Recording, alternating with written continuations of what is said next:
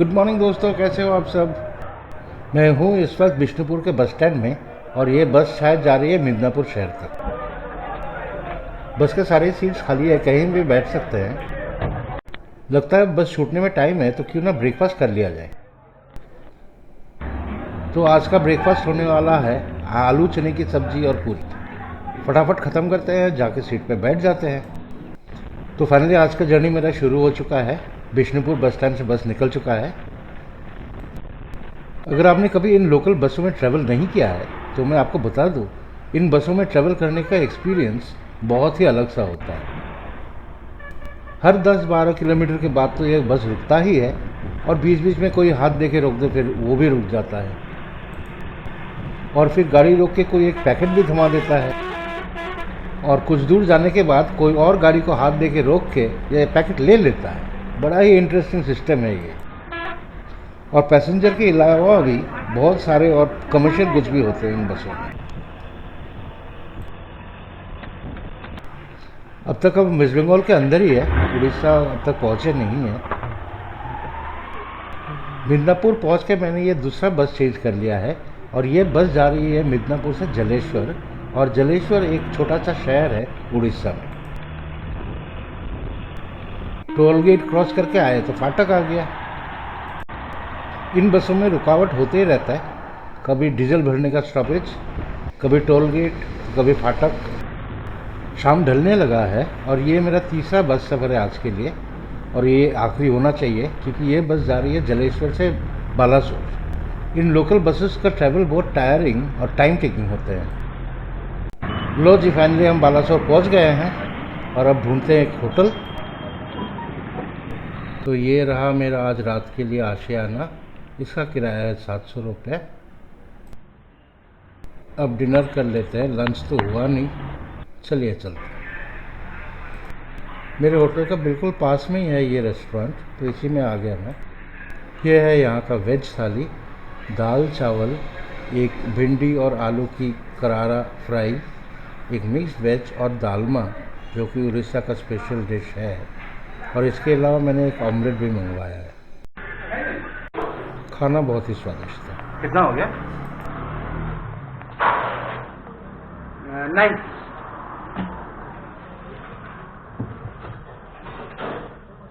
Thank you. भाई साहब, खाना बिल्कुल मस्त था। आलू और भिंडी की सूखी सब्जी एकदम करारा सा था, एकदम बहुत ही फर्स्ट क्लास। और दालमा का तो क्या कहना, एकदम बेहतरीन। पर आज मैं थक के बिल्कुल चूर हो गया हूँ। अब अपना रूम पर जाकर सो जाते हैं, सुबह जल्दी उठना पड़ेगा। वो जो आपको ऊपर साइन दिख रहा होगा, पता नहीं आपको दिख रहा है नहीं दिख रहा है, वही है होटल। होटल का नाम है रमैया होटल। बस स्टॉप से बिल्कुल वॉकिंग डिस्टेंस पे है ये होटल, काफ़ी अच्छा है। गुड मॉर्निंग दोस्तों, कैसे हो आप सब। तो यह दृश्य जो आप देख रहे हैं ये मेरा होटल के खिड़की से दिखाई दे रहा है। तो फटाफट रेडी हो जाते हैं और चलते हैं घूमने।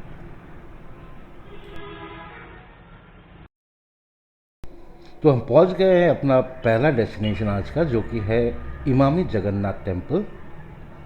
और ये जगन्नाथ टेम्पल बालासोर शहर से करीबन 15 किलोमीटर दूर है। सिक्योरिटी वालों ने कैमरा देखते ही इशारा कर दिया कि अंदर कैमरा अलाउड नहीं है, तो मैं वॉल के बाहर से ही ये रिकॉर्डिंग कर रहा हूँ, जितना दूर हो सके आपको दिखा दूँ।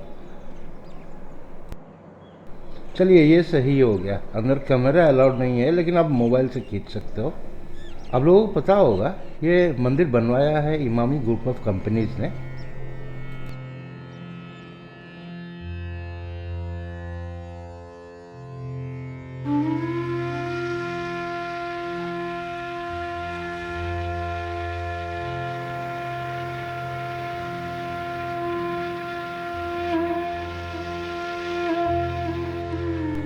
कहते हैं कि ये मंदिर हूबहू पूरी जगन्नाथ टेम्पल जैसा ही है।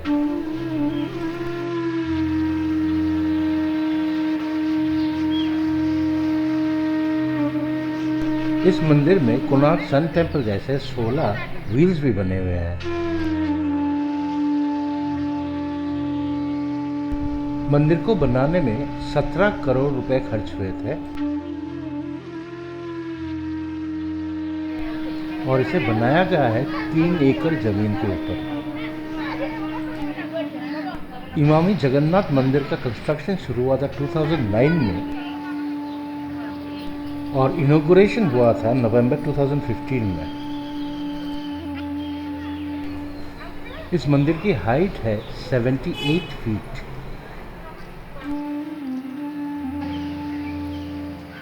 और चार तरफ 4 गेट बने हुए हैं, और जबकि इसका मेन गेट जो है वो ईस्ट को फेस करता है। मंगल आरती होती है यहाँ सुबह 5 बजे और संध्या आरती होती है शाम को 7 बजे, और उसके बाद भोग वितरित किया जाता है।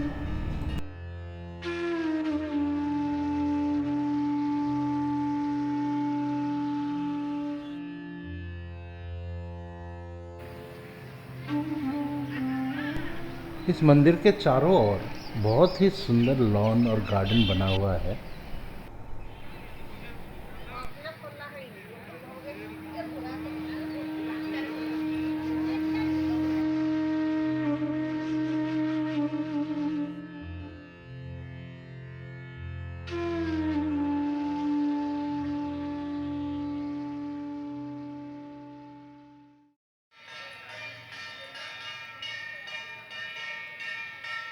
बालासोर शहर से इधर तक आने के लिए मैंने एक शेयर जीप लिया था जिसने 40 रुपए लिए थे। दोस्तों, मैं ये कहना चाहूँगा कि अगर बालासोर आकर आप सिर्फ ये इमामी टेम्पल ही देखो तो भी ये ट्रिप बनता है। ये टेम्पल बहुत ही ज़्यादा खूबसूरत है। तो चलिए आगे बढ़ते हैं। आगे घूमने के लिए मुझे कोई शेयर्ड वाहन नहीं मिला तो मुझे ये ऑटो किराए पे लेना पड़ा, और ये लेगा मुझसे 600 रुपये।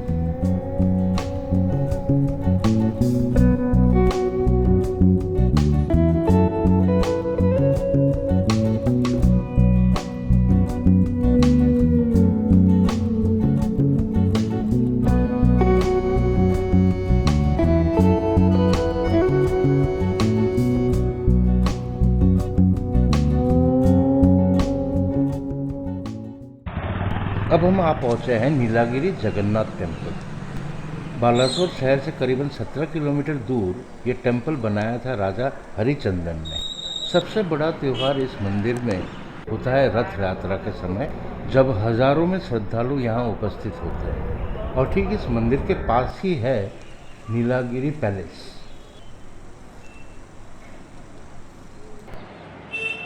इस पैलेस के मेन गेट में 2 लायन बने हुए हैं, इसके लिए इसे सिंह द्वार भी कहते हैं।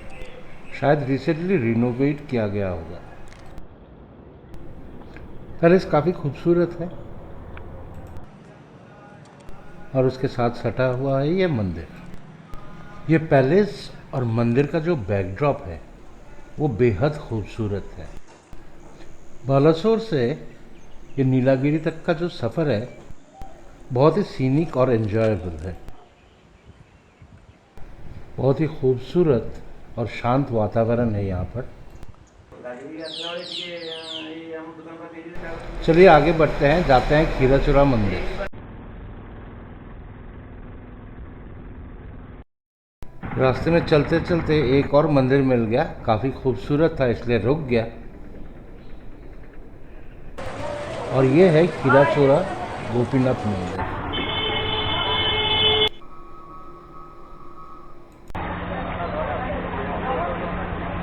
हेलो। पता नहीं कोई रिकॉर्डिंग करने देगा कि नहीं अंदर, कोशिश करते हैं। कोई मत टोकना प्लीज़, मत टोकना।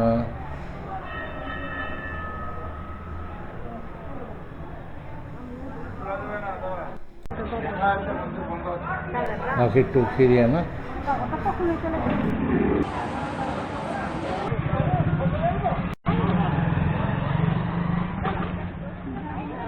चलिए चलते हैं अपना नेक्स्ट डेस्टिनेशन जो कि है ब्लू लेक।